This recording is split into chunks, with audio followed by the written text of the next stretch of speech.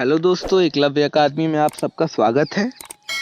तो आज की वीडियो में हम नेट की तैयारी के लिए 10 महत्वपूर्ण सवालों के साथ 25 से अधिक तथ्यों पर चर्चा करेंगे, जो परीक्षा की दृष्टिकोण से काफ़ी महत्वपूर्ण है। तो आइए पहले प्रश्न की ओर बढ़ते हैं। हमारा पहला प्रश्न है, गोस्वामी गोकुलनाथ ने अपनी कृति दोषो वैष्णवन की वार्ता में किसे तुलसीदास का भाई माना है? विकल्प है कृष्णदास, चतुर्भुजदास, नंददास या चित्त स्वामी। तो इसका सही उत्तर नंददास है। ये तथ्य काफ़ी महत्वपूर्ण है कि गोकुलनाथ ने अपनी कृति में नंददास को तुलसीदास का भाई माना है। ये ध्यान रखते हुए हम दूसरे प्रश्न की ओर बढ़ेंगे। हमारा दूसरा प्रश्न है, प्रियादास कृत भक्तमाल की टीका का प्रकाशन वर्ष क्या है?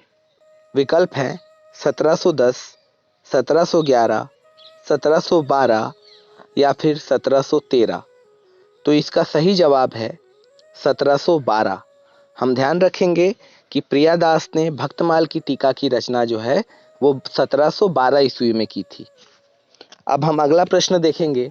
हमारा अगला प्रश्न है, गांधी, अंबेडकर, लोहिया और भारतीय इतिहास की समस्याएं किसकी कृति है?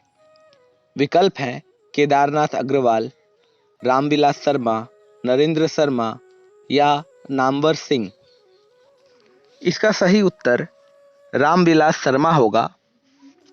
अब तथ्यों की बात करें तो आलोच्य कृति का प्रकाशन वर्ष 2000 ईस्वी है। इसी क्रम में बात की जाए तो केदारनाथ अग्रवाल का जन्म 1911 ईस्वी है, वहीं रामविलास शर्मा 1912, नरेंद्र शर्मा जी का जन्म 1913 ईस्वी है और नामवर सिंह का जन्म जो है वो 1926 है। तो आइए हम अगले प्रश्न की ओर बढ़ते हैं। हमारा अगला प्रश्न है, अज्ञकृत इत्यलम कितने खंडों में विभक्त है? विकल्प हैं 3, 4, 5 या 6। तो इसका सही उत्तर विकल्प 2 अर्थात 4 है। अज्ञकृत इत्यलम जो है वो 4 खंडों में विभक्त है। अब तथ्यों की बात करें तो अज्ञ का जन्म 1911 ईस्वी में हुआ था। ठीक वहीं इत्यलम का जो प्रकाशन वर्ष है वो 1946 ईस्वी है। खंडों के नामों की बात की जाए तो पहले खंड का नाम बंदी स्वप्न, दूसरे का हीय हारिल, तीसरे का वंचना के दुर्ग और चौथे का मिट्टी की ईहा। परीक्षा के दृष्टिकोण से ये प्रश्न अत्यंत महत्वपूर्ण है। इन चारों का नाम आप जरूर से जरूर याद रखें। तो आइए हम अगले सवाल की ओर बढ़ते हैं। तो हमारा अगला सवाल है, मुर्दों का गांव के रचनाकार कौन है? विकल्प हैं मुक्तिबोध, नरेश मेहता, धर्मवीर भारती या फिर रघुवीर सहाय। इसका सही जवाब धर्मवीर भारती है। हम ध्यान रखेंगे कि मुर्दों का गांव जो कृति है उसके कृतिकार धर्मवीर भारती हैं। आइए तथ्यों की बात करें तो मुर्दों का गांव का प्रकाशन वर्ष जो है वो 1946 है। मुक्तिबोध का जन्म 1917, नरेश मेहता का जन्म 1922, धर्मवीर भारती का जन्म 1926 और रघुवीर सहाय का जन्म 1929 है। एक महत्वपूर्ण बात यह भी है कि मुर्दों का गांव उनकी पहली कहानी संग्रह है। ध्यान रखेंगे जिसका प्रकाशन कब हुआ था? 1946 में।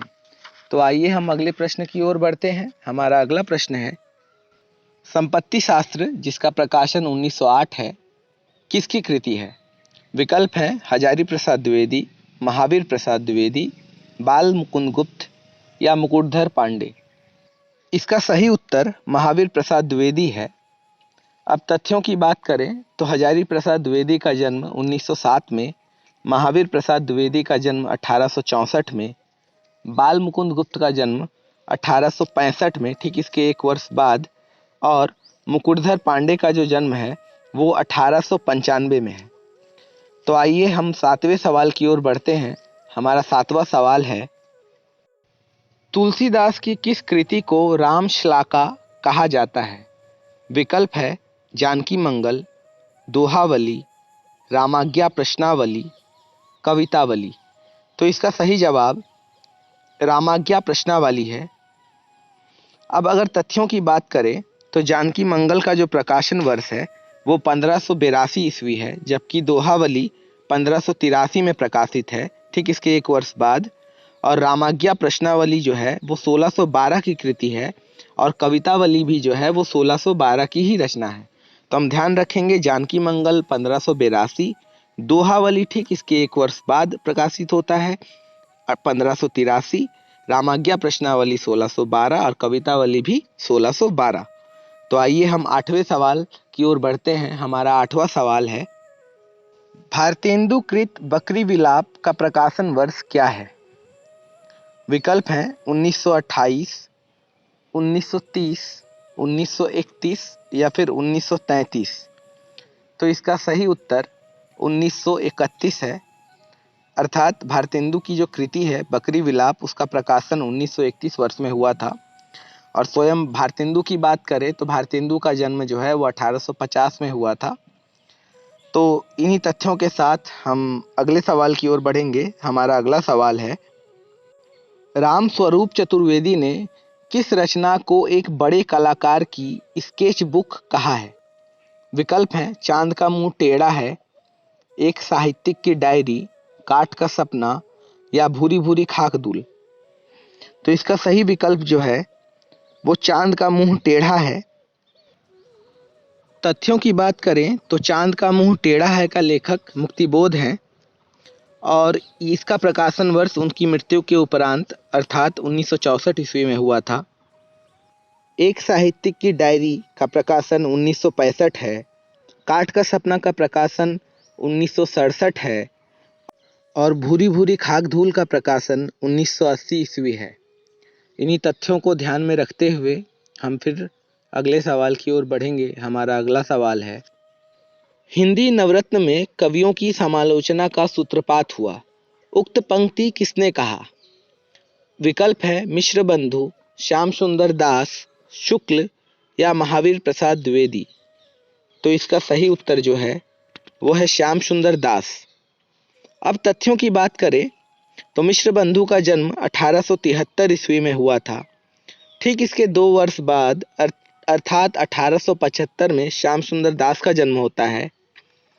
उसके बाद शुक्ल का जन्म 1884 है, और महावीर प्रसाद द्विवेदी जी का जन्म जो है वो 1864 है।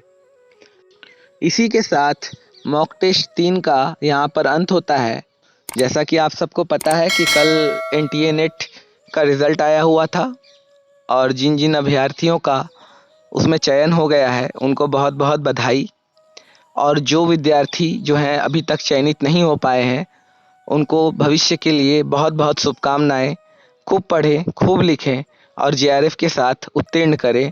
धन्यवाद।